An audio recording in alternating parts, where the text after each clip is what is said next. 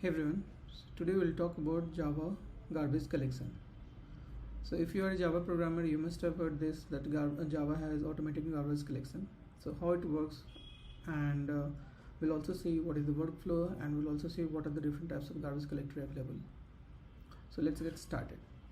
So in Java, GC or the garbage collector is a program which runs on the JVM, which gets rid of the objects which are not being used by the Java application anymore.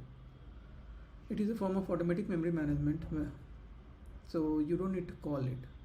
When a typical Java application running, it creates a new object such as string, file, or many other objects gets created, and when it is not needed, those things get garbage collected by the GC, by the JVM GC, which is also called garbage collector. Now, how an object is unreferenced. So it is done in 2 to 3 ways. First of all, if any objects get null reference, or by assigning a reference to the another object, and the third way is by anonymous objects, etc. So in Java, garbage collector typically cleans the unreferenced object. So garbage collection is the process of reclaiming the runtime unused memory automatically. In other words, it is a way to destroy the unused objects, so it frees the memory as well. So one of the advantages is it makes Java memory efficient because garbage collector removes the unreferenced object from heap memory. It is automatically done by the garbage collector, which is part of the JVM, so we don't need to make any extra effort for this. So this is very important concept in Java.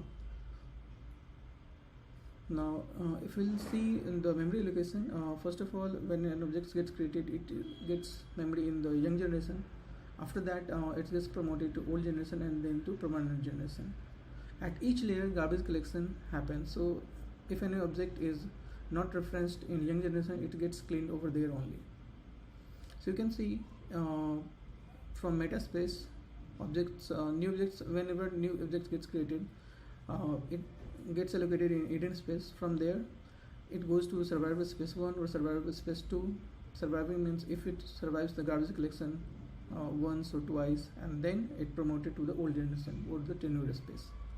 Now there are 4 types of garbage collection in Java: serial, parallel, G1, and CMS. CMS is the most common used for applications. Serial has only one thread, so it doesn't utilize the multi-core, and parallel has more than one thread.